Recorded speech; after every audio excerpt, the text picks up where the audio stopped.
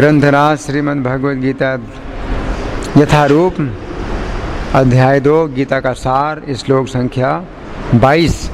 मेरे पीछे बोलिए। वासांसि जीर्णानि यथा विहाय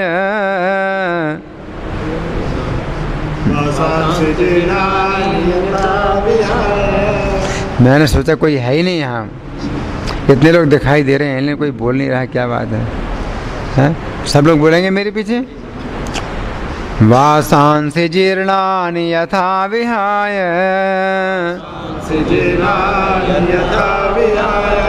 नवानि गृह्णाति नरोपराणि तथा शरीराणि विहाय जीर्णा न्यन्यानि संयाति नवानि देहि। वासांसि जीर्णानि यथा विहाय। वासांसि का मतलब है वस्त्रों को, जीर्णानि माने पुराने, यथा विहाय जिस प्रकार से पुराने वस्त्रों को छोड़कर नवानि गृह्णाति नए वस्त्रों को ग्रहण करता है, नरो अपराणी मनुष्य दूसरे। पुराने वस्त्रों को छोड़कर जिस प्रकार मनुष्य नए वस्त्रों को ग्रहण करता है, तथा शरीराणि विहाय जीर्णानि उसी प्रकार से पुराने शरीरों को त्याग करके अन्यानि संयाति नवानि देहि। देहि यानी आत्मा अन्य शरीरों में जाता है। बहुत सरल है ना, भगवान ने बहुत सरलता से इस बात को बताया है। अब हम सुनेंगे प्रभुपाद तात्पर्य में क्या लिखते हैं। श्रील प्रभुपाद की। अणु आत्मा द्वारा शरीर का परिवर्तन एक स्वीकृत तथ्य है। आधुनिक विज्ञानी जन तक जो आत्मा के अस्तित्व पर विश्वास नहीं करते, पर साथ ही हृदय से शक्ति साधन की व्याख्या भी नहीं कर पाते, उन परिवर्तनों को स्वीकार करने को बाध्य हैं जो बाल्यकाल से कौमारा अवस्था और फिर तरुणावस्था तथा वृद्धावस्था में होते रहते हैं। वृद्धावस्था से यही परिवर्तन दूसरे शरीर में स्थानांतरित हो जाता है। इसकी व्याख्या एक पिछले श्लोक में 2:13 की जा चुकी है। तो एक बात समझना है, दूसरे अध्याय के 13वें श्लोक में भगवान ने क्या बताया। अभी जप नहीं करना चाहिए आपको, है ना? हाँ, अगर जप करोगे तो फिर इसमें मन एकाग्र नहीं होगा, है ना? तो मैं क्या बता रहा था, दूसरे अध्याय के 13वें श्लोक में भगवान ने बताया था कि जिस प्रकार से शरीर में, जिस प्रकार से इस शरीर में बचपन की अवस्था होती है, फिर जवानी की अवस्था होती है और फिर वृद्धावस्था होती है, उसी प्रकार से अन्य शरीर की प्राप्ति होती है। भगवान ने ये बात बताई थी। क्या बताया था? जैसे इस शरीर में कुमारावस्था, फिर जवानी की अवस्था, फिर बुढ़ापे की अवस्था आती है, तो शरीर बदलता है ना, पूरा का पूरा शरीर बदल गया। बचपन का शरीर 20 साल पहले आपका जो था, है ना, वो बिल्कुल नहीं है, पूरा बदल गया। और अभी जो शरीर है 20 साल के बाद ये शरीर नहीं रहेगा, बिल्कुल बदल दूसरा शरीर होगा, है ना? तो जिस प्रकार से पूर्ण काल में भी आत्मा नहीं बदलता।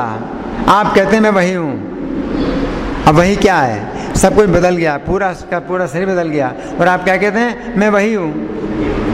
20 साल पुराना आपका फोटो आप देखते हैं तो कहते हैं मैं ये हूँ, तो वो शरीर तो बिल्कुल दूसरा है। अभी आपका शरीर बिल्कुल दूसरा है और आप कहते हैं मैं वही हूँ, मैं यही हूँ, है ना? तो वो क्या चीज़ है जो नहीं बदला? वो आप है।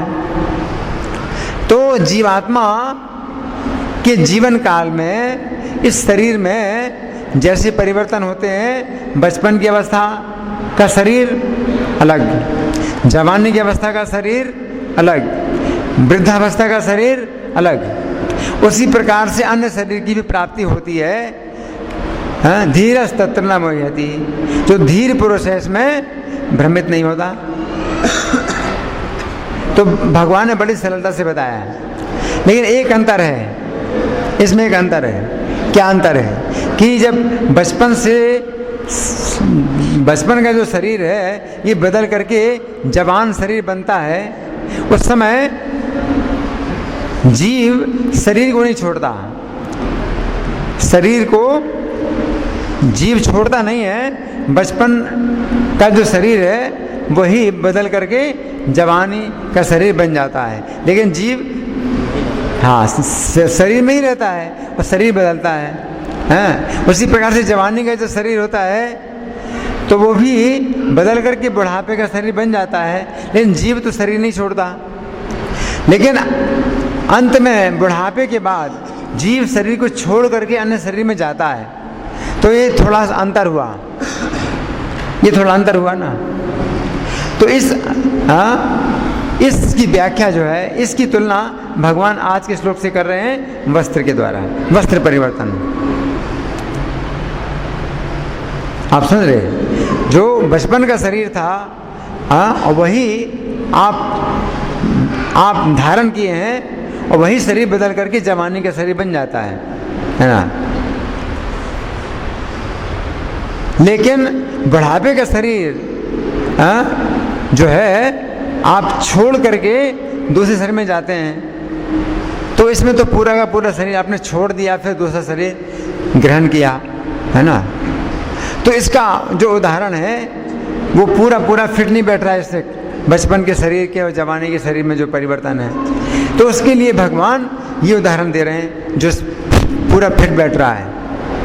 क्या कि वस्त्र जो आपके पुराने हो जाते हैं तो इनको आप रिजेक्ट कर देते हैं और आप नए वस्त्र धारण करते हैं। उसी प्रकार से बुढ़ापे का जो शरीर है, बुढ़ापे का शरीर आप छोड़ करके नया शरीर प्राप्त करते हैं।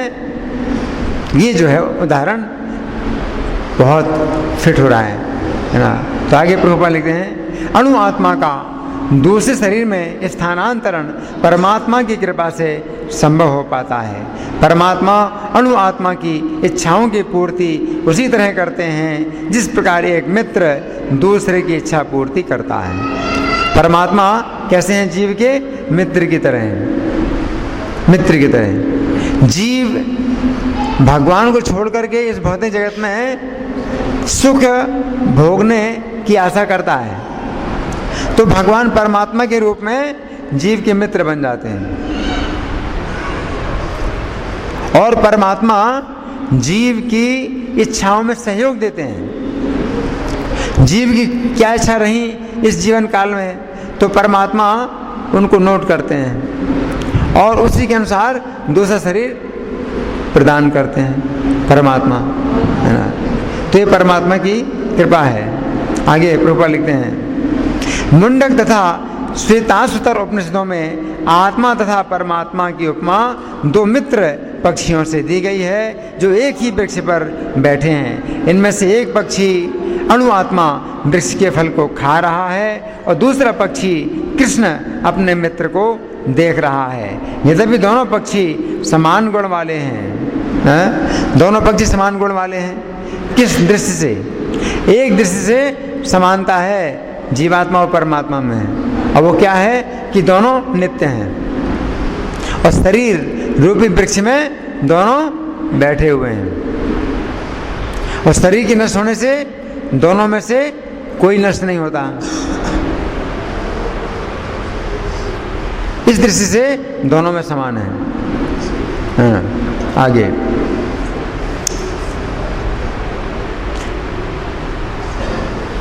इनमें से एक पक्षी अणु आत्मा वृक्ष के फल को खा रहा है और दूसरा पक्षी कृष्ण अपने मित्र को देख रहा है। यद्यपि दोनों पक्षी समान गुण वाले हैं, किंतु इनमें से एक भौतिक वृक्ष के फलों पर मोहित है, किंतु दूसरा अपने मित्र के कार्यकलापों का साक्षी मात्र है। जो परमात्मा है आवाज साफ आ रही है? आ रही है। जो परमात्मा है वो जीवात्मा के साथ में केवल साक्षी के रूप में है, उनकी कोई रुचि नहीं है। जीवात्मा की जो रुचियां हैं वो रुचि परमात्मा की बिल्कुल नहीं है, लेकिन जीवात्मा के साथ परमात्मा मित्र की तरह हैं, साक्षी की तरह हैं। कृष्ण साक्षी पक्षी हैं और अर्जुन फल भोक्ता पक्षी। यद्यपि दोनों मित्र हैं किंतु फिर भी एक स्वामी है और दूसरा सेवक। अणु आत्मा द्वारा इस संबंध की विस्मृति ही उसके एक वृक्ष से दूसरे पर जाने या एक शरीर से दूसरे में जाने का कारण है। जीव आत्मा प्राकृत शरीर रूपी वृक्ष पर अत्यधिक संघर्षशील है, किंतु ज्यों ही वह दूसरे पक्षी को परम गुरु के रूप में स्वीकार करता है, जिस प्रकार अर्जुन कृष्ण का उपदेश ग्रहण करने के लिए स्वेच्छा से उनकी शरण में जाते हैं, त्यों ही परतंत्र पक्षी दूसरे तुरंत सारे शोकों से विमुक्त हो जाता है। मुंडक उपनिषद 3:1-2 तथा श्वेताश्वर उपनिषद 4:7 समान रूप से इसकी पुष्टि करते हैं। समाने वृक्षे पुरुषो निमग्नो निशिया सोचते मह्यमानः जुष्टम यदा पश्चात्यन्निमेषम अस्य महिमानमिति वीत शोकः। यद्यपि दोनों पक्षी एक ही वृक्ष पर बैठे हैं, किंतु फल खाने वाला पक्षी वृक्ष के फल के भोक्ता के रूप में चिंता तथा विषाद में निमग्न है। यदि किसी तरह वो अपने मित्र भगवान की ओर उन्मुख होता है और उनकी महिमा को जान लेता है, तो वह कष्ट भोगने वाला पक्षी तुरंत समस्त चिंताओं से मुक्त हो जाता है। अब अर्जुन ने अपना मुख अपने शाश्वत मित्र कृष्ण की ओर फेरा है और उनसे भगवद गीता समझ रहे हैं। इस प्रकार वे कृष्ण से श्रवण करके भगवान की परम महिमा को समझकर शोक से मुक्त हो सकते हैं। यहाँ भगवान ने अर्जुन को उपदेश दिया है कि वे अपने पितामह तथा गुरु के देहांतरण पर शोक प्रकट ना करें, अपितु उन्हें इस धर्म युद्ध में उनके शरीरों का वध करने में प्रसन्न होना चाहिए, जिससे वे सब विभिन्न शारीरिक कर्म फलों से तुरंत मुक्त हो जाएं। प्रभुपाद क्या बता रहे हैं कि भीष्म द्रोण के लिए अर्जुन को शोक नहीं करना चाहिए। क्यों? क्योंकि उनके शरीर पुराने हैं और वो शरीर त्याग करके क्या प्राप्त करेंगे? नया शरीर प्राप्त करेंगे।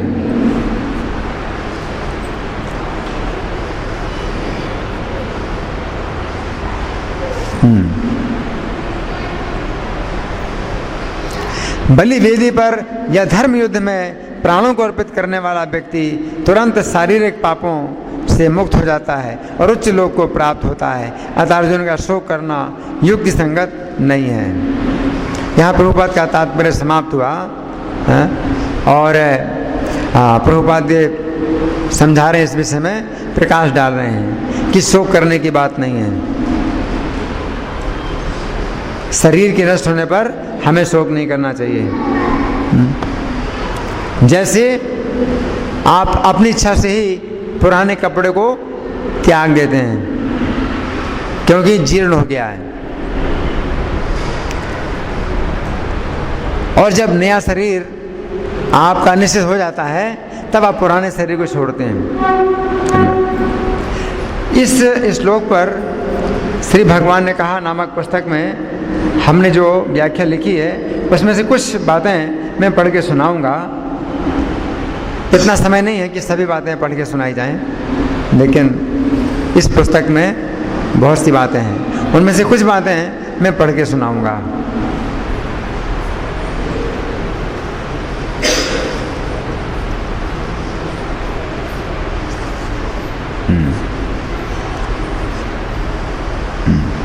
इसमें एक बात यह है कि भगवान ने शरीर की तुलना किससे की है? शरीर की तुलना किससे की है? वस्त्र से। शरीर की तुलना की है वस्त्र से।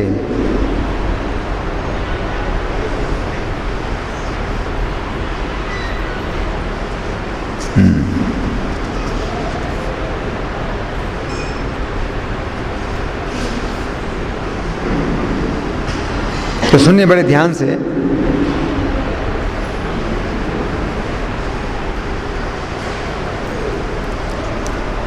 कोई सामान्य मनुष्य अपने पुराने वस्त्रों का तभी त्याग करता है जब उसके हाथ में नवीन वस्त्र आ जाते हैं। उसी प्रकार हमें ये समझना चाहिए कि जीवात्मा का जब नया देह निश्चित हो जाता है तभी वो अपना शरीर छोड़ता है।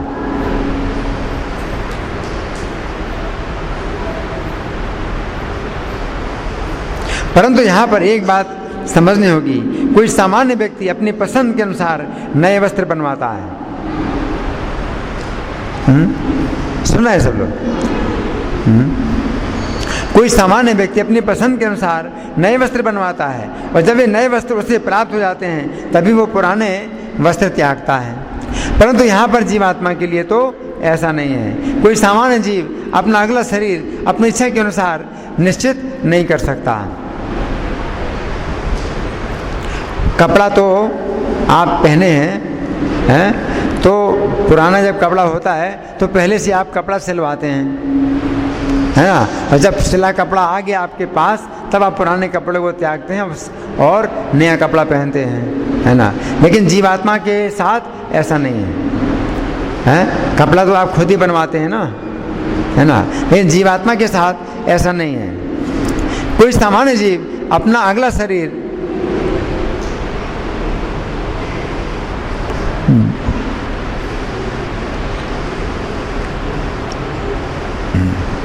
कोई सामान्य जीव अपना अगला शरीर अपनी इच्छा के अनुसार निश्चित नहीं कर सकता है। तो फिर प्रश्न उठता है कि जीवात्मा का अगला शरीर कौन निश्चित करता है?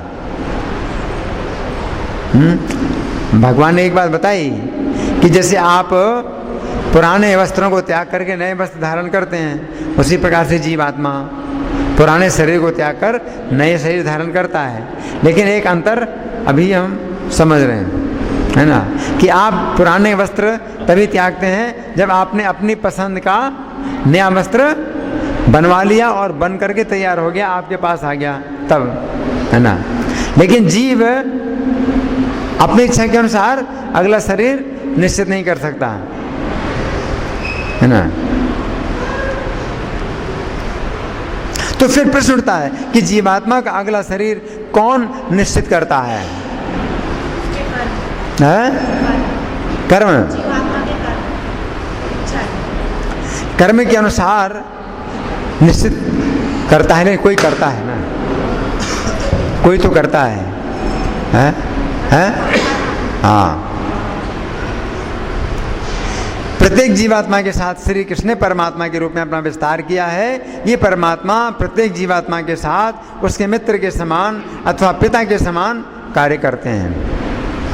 मित्र हैं या पिता हैं। ये परमात्मा प्रत्येक जीवात्मा के कर्मों और उसकी इच्छाओं को नोट करते रहते हैं और उसके शरीर छोड़ने के पूर्व ही उसका अगला शरीर निश्चित कर देते हैं। परमात्मा निश्चित करते हैं।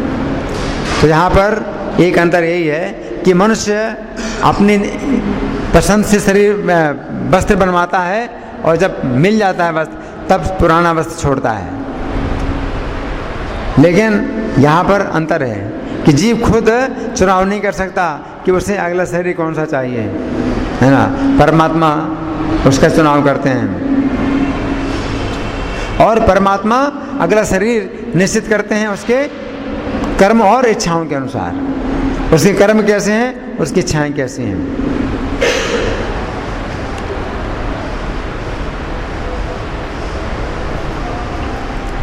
हम कह सकते हैं कि भौतिक प्रकृति एक दर्जी के समान है जो परमात्मा के आदेशानुसार जीवात्मा के लिए नवीन देह रूपी वस्त्र सिलती है। परमात्मा जीवात्मा के पिता हैं। जैसे पिता जो है अपने बच्चे के लिए दर्जी से वस्त्र सिलवाता है, उसी प्रकार से परमात्मा जीवात्मा के लिए भौतिक प्रकृति से वस्त्र सिलवाते हैं। बहुत अच्छी तुलना है। जैसे पिता जो है हाँ ऑर्डर देता है दर्जी को, हाँ कि देखो भाई इसकी नाप के अनुसार हाँ कपड़ा बनना चाहिए। उसी प्रकार से भगवान ऑर्डर देते हैं किसको? भौतिक प्रकृति को। और ऑर्डर कैसे देते हैं? इस जीव के कर्म के अनुसार, इसकी इच्छाओं के अनुसार शरीर बनाओ। भौतिक प्रकृति दर्जी के समान है और परमात्मा पिता के समान है। तो ऑर्डर देते हैं। यहाँ पर जीवात्मा एक बच्चे के समान है तथा परमात्मा उसके पिता के समान है। जिस प्रकार एक पिता अपने बच्चे के लिए नए वस्त्रों का प्रबंध करता है, उसी प्रकार परमात्मा जीव के लिए नए शरीर की व्यवस्था करते हैं। तो इसमें बहुत सी बातें हैं, मैं उनको छोड़ रहा हूँ, लेकिन ये सब बातें समझने लायक हैं।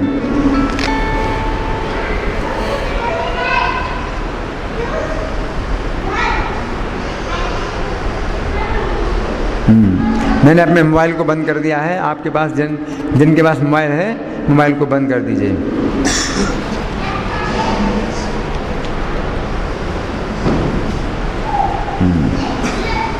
अब सुनिए, देह की चिकित्सा वस्त्र में टांका लगाने के समान है। जिस प्रकार जब किसी व्यक्ति का वस्त्र कभी कट जाता है या फट जाता है तो उस व्यक्ति को उस वस्त्र को धारण करने में कष्ट या असुविधा का अनुभव होता है, उसी प्रकार जीवात्मा का शरीर जब रोग ग्रस्त हो जाता है या कभी किसी स्थान पर कट जाता है तो जीवात्मा को उस शरीर को धारण करने में कष्ट का अनुभव होता है। और जिस प्रकार कटे या फटे वस्त्र को व्यक्ति किसी दर्जी से सिलवाता है, उसी प्रकार जीवात्मा अपने रोगग्रस्त या क्षत विक्षत शरीर की चिकित्सा किसी चिकित्सक से करवाता है। आप समझ रहे? तो शरीर वस्त्र के समान है। तो इसका एक दर्जी तो भौतिक प्रकृति है जो पूरे के पूरा शरीर बनाती है? एक दर्जी वो होता है जो पूरा का पूरा कपड़ा सिलता है, और दूसरा दर्जी क्या होता है? पूरा कपड़ा नहीं सिलता है। हाँ, कहीं कट गया, फट गया, उसकी सिलाई करता, टांका लगाता है ना? आप सुन रहे? तो शरीर रूपी वस्त्र जो आपको मिला है, इसमें एक दर्जी ऐसा है जिसने पूरा का पूरा वस्त्र बनाया। वो दर्जी कौन है? भौतिक प्रकृति। और जीवात्मा बच्चा है तो बच्चा खुद तो बनवाता नहीं अपना कपड़ा, अपने उसके पिता ही बनवाते हैं। पिता कौन है? परमात्मा है? और ऑर्डर देते हैं दर्जी को, भौतिक प्रकृति को ऑर्डर देते हैं। कैसे ऑर्डर देते हैं? मैं अध्यक्षेण प्रकृति श्रूयते सचराचरम्, मेरी अध्यक्षता में, तो मेरे ऑर्डर में भौतिक प्रकृति चराचर शरीरों का निर्माण करती है। तो भौतिक प्रकृति दर्जी है, लगातार कपड़े बनाती है और ऑर्डर परमात्मा से मिलता है? और परमात्मा क्या कहते हैं? देखो, इस बच्चे के लिए ऐसा वस्त्र बनना चाहिए, इस वस्त्र के लिए ऐसा वस्त्र बनना चाहिए, है ना? चराचर शरीर, चर और अचर सब प्रकार के 84 लाख प्रकार के शरीर ये भौतिक प्रकृति बनाती है, वो वस्त्र हैं। और बड़ी तेजी से काम चल रहा है भौतिक प्रकृति का, है? ये बहुत फास्ट काम हो रहा है। कितने वस्त्र बनते हैं, कितने वस्त्र बनते हैं। तो परमात्मा ने ऑर्डर दिया है भौतिक प्रकृति को कि जिस जीवात्मा की जैसी इच्छा हो, जैसे कर्म हो, उनके अनुसार उनके वस्त्र बनाओ। तो बनते जाते हैं, बनते जाते हैं, बनते जाते हैं, है ना? तो एक दर्जी भौतिक प्रकृति है जो पूरा का पूरा वस्त्र बनाती है, और दूसरा दर्जी डॉक्टर है, चिकित्सक है, जो बीच में कहीं कटा फटा है तो इलाज करते हैं, टांका लगाता है। कभी दर्जी खुद भी कपड़ा काटता है फिर सिलाई करता है। उसी पर डॉक्टर भी कभी ऑपरेशन करता है, कुछ काटता है और फिर सिलाई करता है ना? तो ये जो है बहुत बढ़िया उपमा है। आगे हाँ, भौतिक प्रकृति बना रही है। ये प्रकृति के द्वारा ही ये वस्त्र बन रहे हैं। ये भौतिक प्रकृति ही बनाती है, चाहे वृक्ष के रूप में, चाहे वृक्ष के रूप में शरीर बन रहा है, वृक्ष का शरीर बन रहा है। तो कैसे सब लोग कहते हैं प्रकृति बना रही, प्रकृति बनाती है, नेचर बनाती है। ये नेचर का ही काम है, हैं? जैसे बीज डाला आपने ना, आपने सींचा, अंकुरित हुआ बीज और धीरे धीरे पेड़ बन जाता है। कौन बनाता है? प्रकृति। ये भौतिक प्रकृति है। प्रकृति का मूर्त रूप क्या है? मूर्त रूप खैर वो अलग बात है, लेकिन भौतिक प्रकृति है, उसका ही काम है, ठीक है ना। मूर्त रूप जो भी हो, अभी हम उसकी चर्चा नहीं कर रहे, कोई भी हो उसका मूर्त रूप, लेकिन हाँ, उसका जो अमूर्त रूप है वो इस प्रकार से काम कर रहा है भौतिक प्रकृति का, है ना।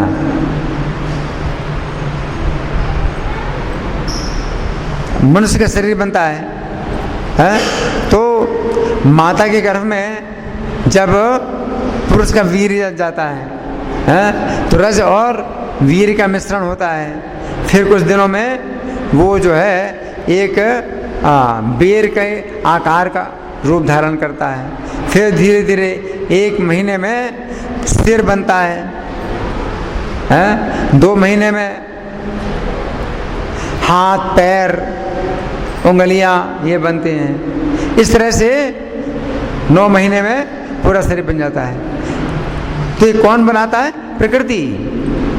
ये भौतिक प्रकृति बनाती है, ठीक है ना। और ये भौतिक प्रकृति बनाती है किसके ऑर्डर पर? परमात्मा के ऑर्डर पर, है ना। तो जितने भी जीव हैं ये परमात्मा के बच्चे हैं। तो परमात्मा के आदेश से भौतिक प्रकृति सबके शरीर बनाती है ना। लेकिन दूसरा जो, तो भौतिक प्रकृति दर्जी है, लेकिन वो पूरे शरीर बनाती है। लेकिन दूसरे दर्जी कौन है? डॉक्टर है। आपका कपड़ा जो है कहीं से फट गया है, कुछ खराब हो गया है, और कहीं पर मोटा हो गया, कहीं पतला हो गया, तो काटा कुटी करके और सिलाई करके वो जो है उसको ठीक करता है ना।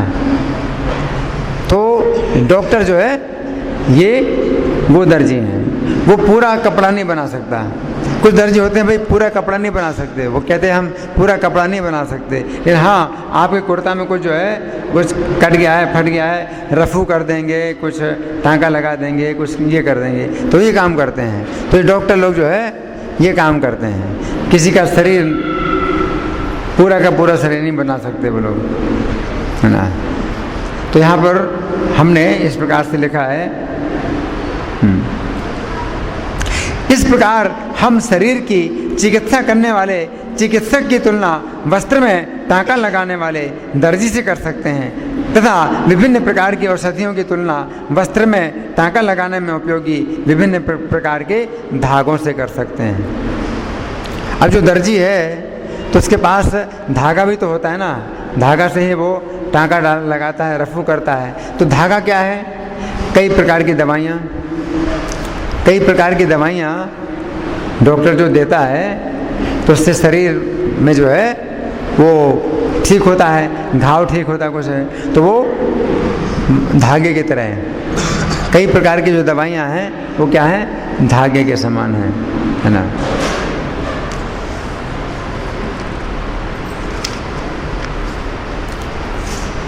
जीवात्मा जिन विभिन्न प्रकार के शरीरों में भ्रमण करता है उनकी कुल संख्या कितनी है? 84 लाख। 84 लाख। तो 84 लाख प्रकार के वस्त्र हैं। और जीवात्मा जो है क्या करता है? कभी ये वस्त्र पहनता है, कभी वो वस्त्र पहनता है, कभी ये वस्त्र पहनता है ना। ये मनुष्य शरीर ही जीवात्मा के लिए उपयुक्त वस्त्र है। मनुष्य का शरीर सबसे ज़्यादा उपयुक्त है, जिसमें वो अपने हाथ, पैर, मस्तिष्क आदि के कार्य ठीक से कर सकता है। अगर वस्त्र ठीक फिट होता है तो आपका हाथ, पैर सब काम ठीक से होंगे, है ना। क्योंकि मनुष्य शरीर रूपी वस्त्र में हाथ, पैर और मस्तिष्क आदि अंग ठीक नाप के हैं। आपको मनुष्य का शरीर मिला है तो उसमें हाथ का, पैर का, ये सब जो है ठीक नाप में आपको वस्त्र मिला है, इस कारण से आपके सभी अंग काम कर रहे हैं, आपके हाथ काम कर रहे हैं, पैर काम कर रहे हैं। क्यों? ये सही साइज में वो कपड़ा बना है। परंतु अन्य शरीर जैसे वृक्ष है, जैसे वृक्ष का शरीर है, ये पशु पक्षी आदि ऐसे वस्त्र हैं जिनमें हाथ पैर मस्तिष्क आदि अंग ठीक नाप के ना होने के कारण जीवात्मा इन शरीरों में हाथ पैर मस्तिष्क आदि के कार्य ठीक से नहीं कर सकता। अब आपका हाथ इतना बड़ा है और हाथ कपड़े का जो हाथ है वो बना दिया इतना, तो आप डालते हैं, अब परेशानी अगर इतना ही है आप डालते हैं तो फंस रहा है ना, आप परेशान होते हैं।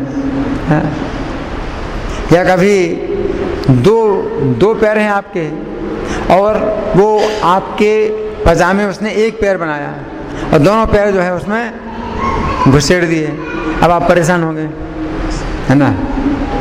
तो पशु पक्षियों के शरीर कैसे हैं? इसी प्रकार के हैं, उनके सही नाप के नहीं हैं कपड़े।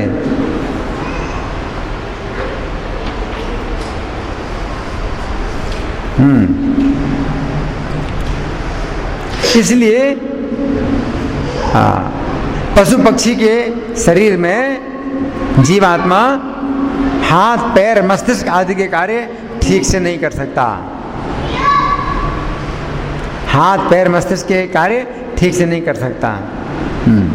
इसलिए मनुष्य शरीर के अतिरिक्त अन्य शरीर ऐसे बेढंगे वस्त्र हैं कि अधिक उचित होगा कि उन्हें वस्त्र ना कहा जाए बल्कि बंधन कहा जाए। मनुष्य का शरीर तो वस्त्र है, लेकिन जो पशु पक्षियों के शरीर हैं उनको वस्त्र नहीं कह सकते हैं, बंधन कहेंगे।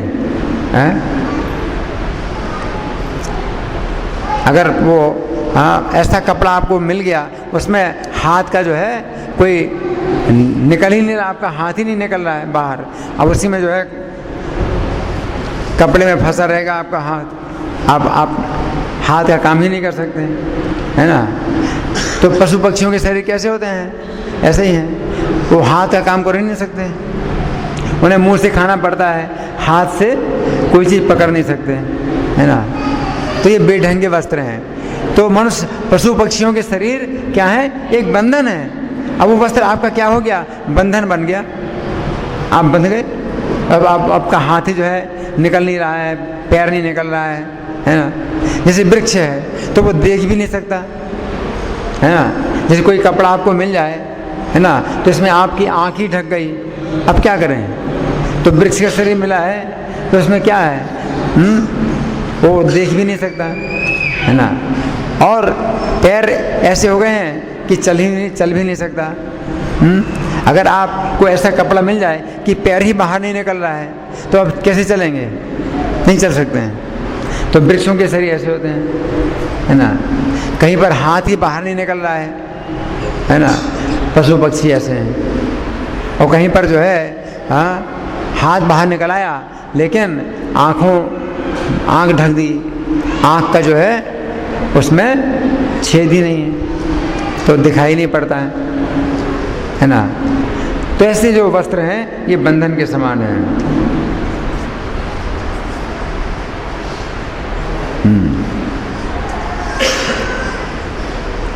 तो इस तरह से हमने कुछ चर्चा की और एक बहुत आश्चर्य की घटना हुई आज मैंने सोचा कि गीता के कौन से श्लोक पर मुझे प्रवचन देना चाहिए, तो मैंने प्रद्युम्न प्रिया से कहा कि कोई श्री भगवान ने कहा वाली किताब निकाल दो। तो मेरी किताब में सात किताबें हैं श्री भगवान ने कहा, तो उन्होंने कोई एक किताब निकाली, ये किताब निकाली। इस किताब में मैंने ऐसे बीच से खोला कि कौन से श्लोक पर प्रवचन देना है, तो ये श्लोक निकला। अब ये श्लोक निकला जिसमें ये बात आई है कि जो डॉक्टर हैं वो दर्जी के समान हैं और जो ऑपरेशन करते हैं तो उसमें काटते हैं और कुछ जो है सिलाई करते हैं। तो कल ही मेरा ऑपरेशन होने वाला है, कल ही ऑपरेशन होने वाला है मेरे घुटने का। तो वो जो है काटेंगे और जो है उसमें बहुत सामान निकालेंगे, कुछ जो है सामान डालेंगे, फिर सिलाई करेंगे। तो एक बड़े आश्चर्य की घटना हुई कि कल ही मेरा ऑपरेशन होने वाला है और आज ही जो है एक ऐसा श्लोक निकला है गीता का कि शरीर क्या है? वस्त्र के समान है। हरि बोल।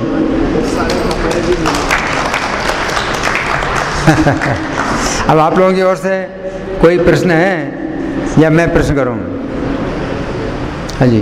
आत्मा और परमात्मा, भौतिक शरीर बनाता है, आत्मा शरीर बनता है, भौतिक प्रकृति बनाने का। आत्मा परमात्मा दोनों साथ साथ आते हैं? आत्मा और परमात्मा साथ साथ रहते हैं।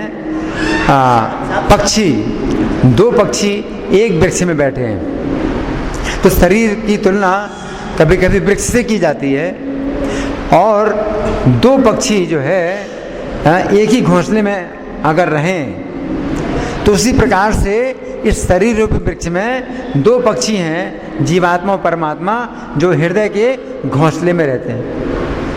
आत्मा हर शरीर में अलग अलग है, परमात्मा भी अलग अलग है या परमात्मा एक है? परमात्मा एक ही है, अलग अलग जैसे परमात्मा अलग अलग जैसे जीवात्मा के साथ रहते हैं, लेकिन वो अलग नहीं है, वो एक ही हैं। 13वें अध्याय में भगवान ने कहा है अविभक्तम चु भूतेषु विभक्तम एव च स्थितम, कि समस्त प्राणियों में वो अविभक्त हैं, बटे हुए नहीं हैं, लेकिन विभक्तम एव च स्थितम, लेकिन विभक्त जैसे स्थित हैं। परमात्मा जो जीवात्मा है वो तो विभक्त है, मैं अलग जीवात्मा हूँ, आप अलग जीवात्मा हैं, अलग अलग हैं, लेकिन जो मेरे साथ में परमात्मा है, आपके साथ में परमात्मा है, अलग अलग जैसे हैं लेकिन अलग अलग नहीं है, एक ही हैं। आपको बोलना है। हाँ,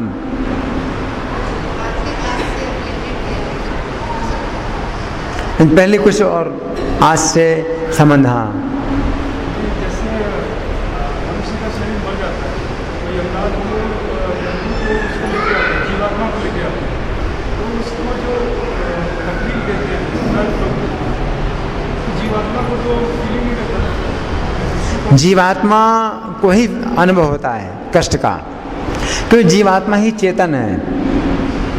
कार्य कारण कर्तृत्व हेतु प्रकृति रोचते, पुरुषा सुख दुखा नाम भोक्तृत्व हेतु रोचते। जो पुरुष है तो वही सुख दुख को भोगने में कारण है, तो चेतन जो वस्तु है वही अनुभव करेगा सुख दुख। जो शरीर है वो सुख दुख अनुभव नहीं करेगा। जैसे कपड़ा, ये शरीर कपड़ा है तो फट जाता है तो कपड़े को कुछ सुख दुख का अनुभव थोड़ी होता है, आपको होता है ना कि आपका कपड़ा है।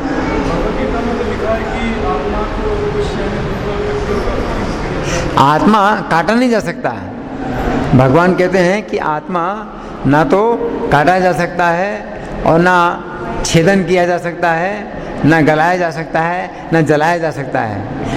आत्मा को आत्मा नष्ट नहीं होता, शरीर नष्ट होता है लेकिन आत्मा नष्ट नहीं होता। लेकिन कष्ट का अनुभव कौन करता है? आत्मा।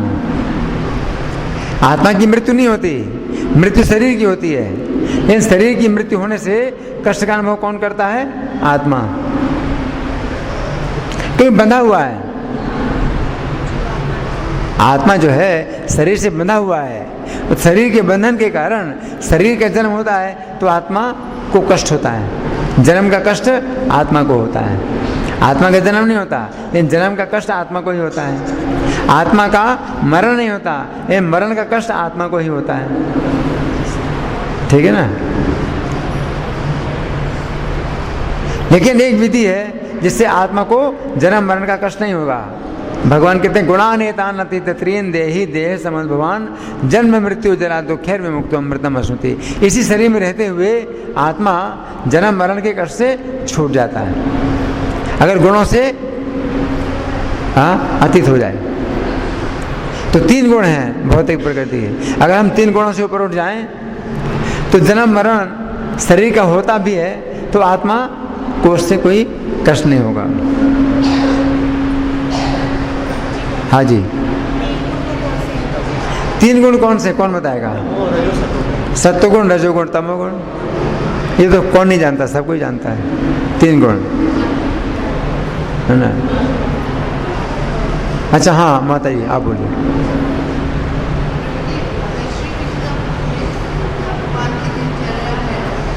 श्री कृष्ण पुस्तक में भगवान की दिनचर्या। हाँ,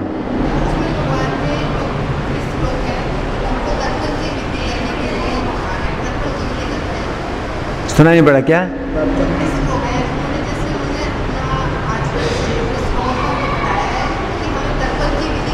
तर्पण, हाँ,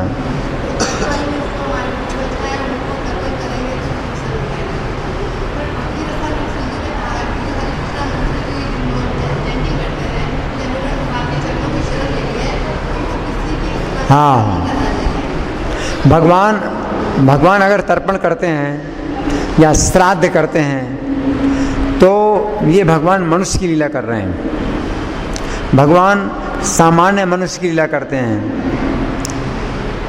और शिक्षा देते हैं, सामान्य व्यक्ति को भी शिक्षा देते हैं। लेकिन अगर कोई व्यक्ति भक्त बन जाता है, भगवान का भक्त बन जाता है, तो उसके जो ऊपर की सब 7 पीढ़ियाँ और नीचे की 14 पीढ़ियाँ उनका उद्धार हो जाता है।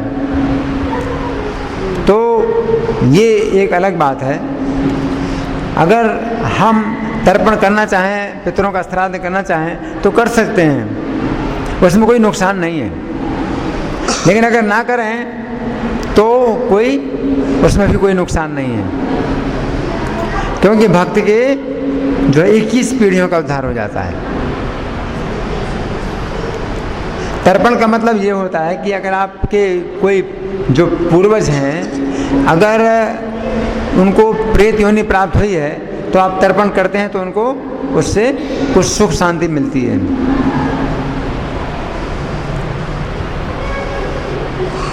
लेकिन जो भक्त लोग हैं वो भी कभी तर्पण करते हैं तो उनको कोई ज़रूरत नहीं होती है तर्पण करने की, लेकिन करते हैं तर्पण, उससे कुछ नुकसान नहीं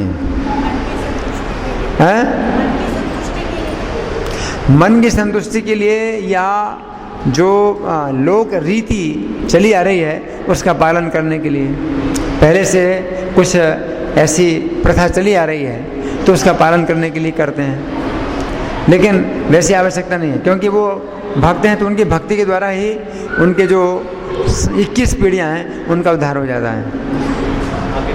हाँ, तो जी समाज में ये देखा जाता है कि लोग भक्ति कर रहे होते हैं और काफ़ी अच्छी भक्ति कर रहे होते हैं, फिर भी तथाकथित लोगों का कहना ये होता है कि पितृदोष का प्रकोप बहुत मतलब ज़्यादा रहता है।